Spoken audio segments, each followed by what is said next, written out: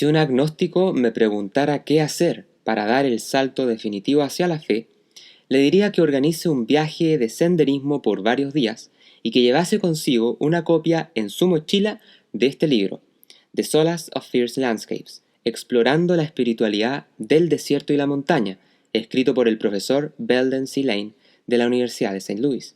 Sin embargo, entiendo que no todo el mundo se puede dar el lujo de viajar, sea por problemas físicos, de tiempo, de dinero, etc.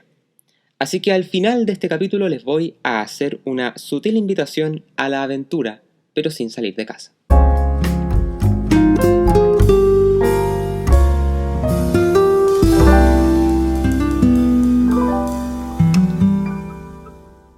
Todos los místicos cristianos, en los 2000 años que llevamos de nuestra era, atestiguan que existen solo dos formas excelsas para conectar con lo divino.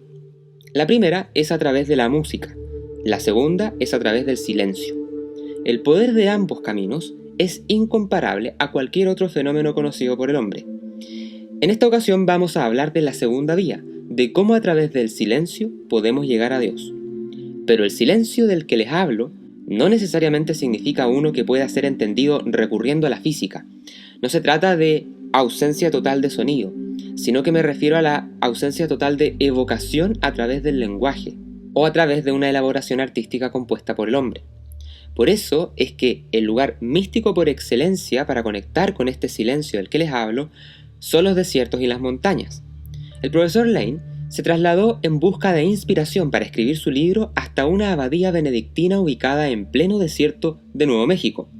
Se trata del Monastery of Christ in the Desert, lugar donde se respira contemplación y soledad por partes iguales, en donde sus monjes siguen la tradición de San Benito de Nurcia, nacido en el 480 después de Cristo, uno de los hombres más relevantes en el forjamiento de la cristiandad en Europa. Como pueden ver en las fotografías, el grupo está compuesto por monjes católicos de todas partes del mundo. Las visitas son muy bienvenidas, así que si andan por Estados Unidos, es un perfecto lugar de conexión espiritual.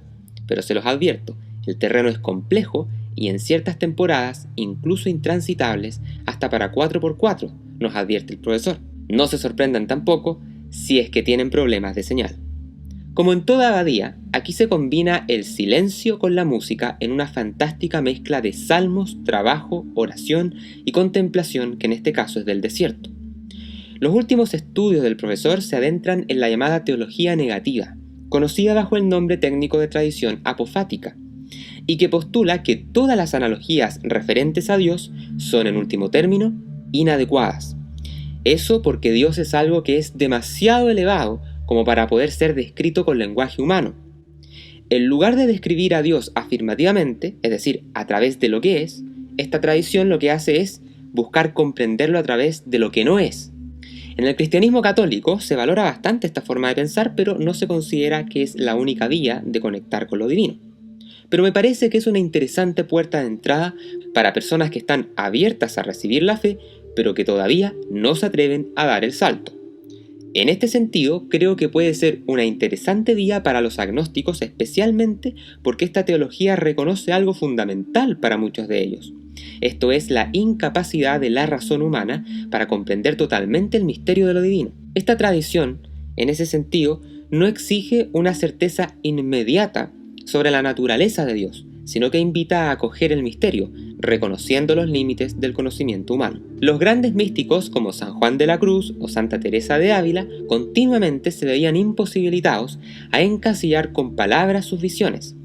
Cuando uno lee el libro de la vida de Santa Teresa, por ejemplo, nos damos cuenta de que ella lucha con toda su fuerza para darnos una imagen mental de lo que ve, pero al final todo lenguaje se le queda corto, porque ella no veía lo divino con los ojos. Era algo mucho más excelso que eso. Cuando estoy en la montaña, empiezo a negar. Tengo dolor en las piernas y en la espalda de tanto andar. Eso no puede ser Dios. Luego se esconde el sol y llega el frío, el viento y la nieve. Más dolor. Eso no puede ser Dios.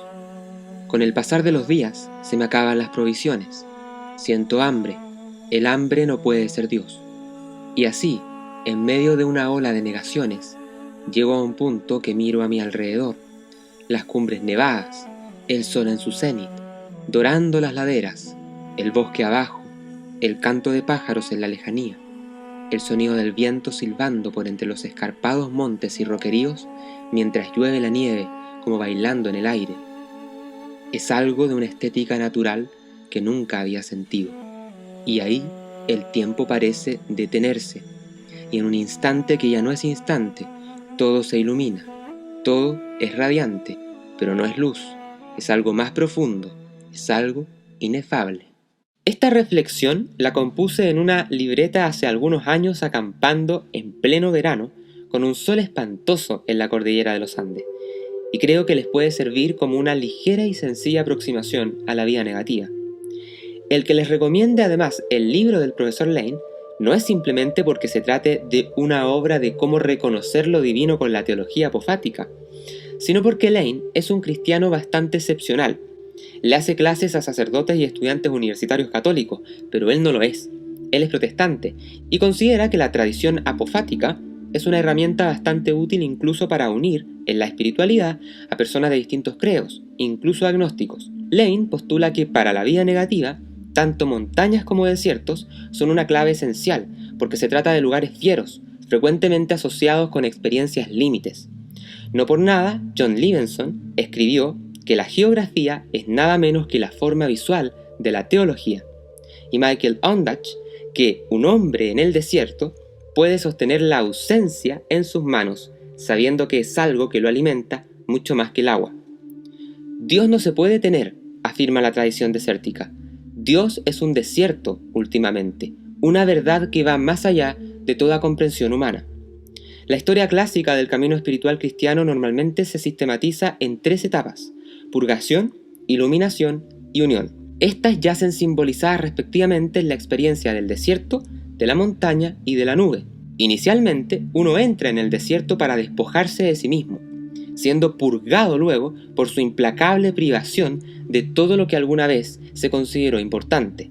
Y en el punto culminante del encuentro espiritual, dice el profesor Lane, las personas suelen hablar de sentirse perdidas en una nube oscura en la ladera de la montaña, perdiendo su identidad dentro de ella, siendo envueltas por un amor que desafía toda explicación.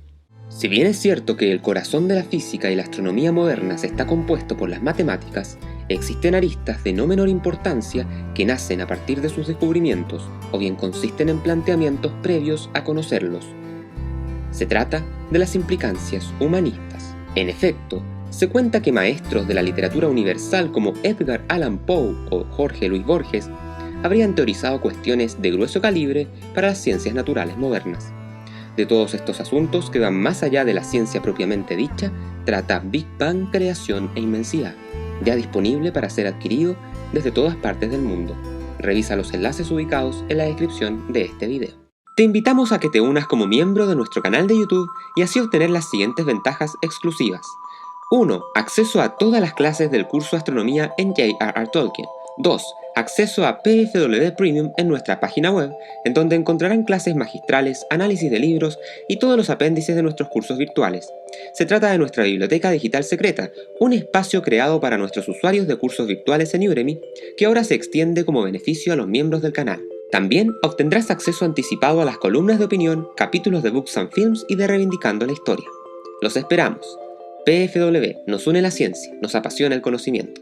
Con motivo del 10º aniversario desde la publicación de la película y novela Interstellar, hemos decidido honrar a esta joya de la ciencia ficción moderna a través de un especial de 2 horas de clases exclusivas para miembros del canal y los estudiantes de los cursos Big Bang, creación e inmensidad, arte, astronomía e historia, filosofía del contacto extraterrestre e historia y filosofía de la física contemporánea. Encuentra más información en www.patagoniafreeworld.com y en los afiches explicativos de la zona de comunidad de nuestro canal de YouTube. El libro de Lane, por otro lado, es un texto que aborda lo que Sherlock Holmes describió como el problema del perro que no ladra en la noche. Antes de resolver esta cuestión, ya había comprendido el silencio del perro, porque una deducción correcta lleva invariablemente a otra. Por el incidente de Simpson me había enterado de que había un perro en las cuadras y sin embargo, aunque alguien había entrado y se había llevado al caballo, él no había ladrado lo suficiente como para despertar a los 2 mozos del altillo. Obviamente el visitante de medianoche era alguien a quien el perro conocía bien. La conclusión entonces es tan evidente como bonita. El perro no ladra, no porque no haya entrado nadie, sino porque quien entró era un viejo conocido del perro. Lo mismo pasa con Dios en los lugares fieros. Pareciera que ante climas sombríos y soledad a kilómetros a la redonda, la naturaleza es indiferente a nuestra presencia. Pero con el pasar de los días, notamos que detrás del dolor físico, detrás de la agresividad del paisaje, se esconde un misterio estético que evoca mucho más allá de los elementos que lo componen. Es algo que rebasa las montañas, la nieve, los árboles y las arenas. Por eso es que si alguna vez se aventuran al desierto o a la montaña buscando a Dios, no intenten encontrarlo en los detalles concretos del espacio. Eso sería lo que los psicólogos llaman wishful thinking. Tratar de buscar a Dios escondido en cada arbusto, en cada roca, eso sería simplemente inyectar nuestros propios sueños en las cosas. Sería traicionar las verdaderas apariencias de las cosas bajo la influencia de las emociones. Y Dios se encuentra mucho más allá de esos meros deseos. Un occidental que entraba en el desierto más allá de Nuweiba, una vez le preguntó a un beduino, de habla inglesa, ¿qué tan lejos estaba el oasis más cercano? El hombre no respondió. ¿Qué tan lejos está el oasis Furataga?, preguntó el viajero más fuerte, pronunciando claramente las palabras. Pero el beduino aún no dijo nada, gritando su pregunta por tercera vez en la cara del hombre y recibiendo solo silencio una vez más. El viajero finalmente sacudió la cabeza y comenzó a alejarse. «Unas 4 horas», gritó entonces el beduino, respondiendo a su pregunta. «¿Por qué no me lo dijiste la primera vez?», preguntó el occidental. «No podía decírtelo», respondió el hombre, «hasta que supiera qué tan rápido estás acostumbrado a caminar». Las respuestas a las preguntas del desierto a menudo dependen de lo que uno porta consigo al llegar, de cómo uno está acostumbrado a moverse a través de la vida. Este cuento popular nos recuerda que el camino espiritual no es fácil ni inmediato, sino que requiere de un proceso de despojo, donde nuestras proyecciones y deseos personales tienen que ser dejados atrás para llegar a lo que es evidentemente divino. Naturalmente que la filosofía del despojo no se da únicamente en la cristiandad, sino que también en otras culturas, como las orientales. La invitación es que, estando conscientes de esto, cada uno encuentre el camino que le parezca más adecuado. Por algo hay que partir, y me parece que la vía negativa es una interesante manera de hacerlo.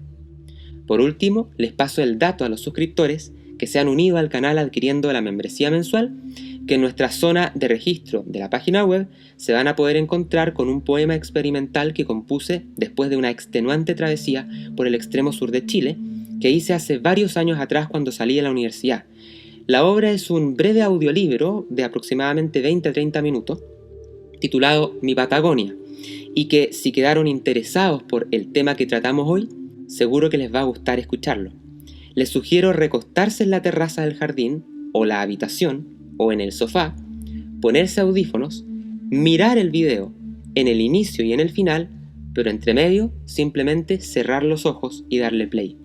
Tal vez ustedes hoy no puedan agarrar la mochila y caminar hacia el desierto o la montaña. Por eso espero que mi obra les ayude a conectarse con los principios básicos de la teología apofática y así emprender o bien reavivar la sed espiritual que todos llevamos dentro.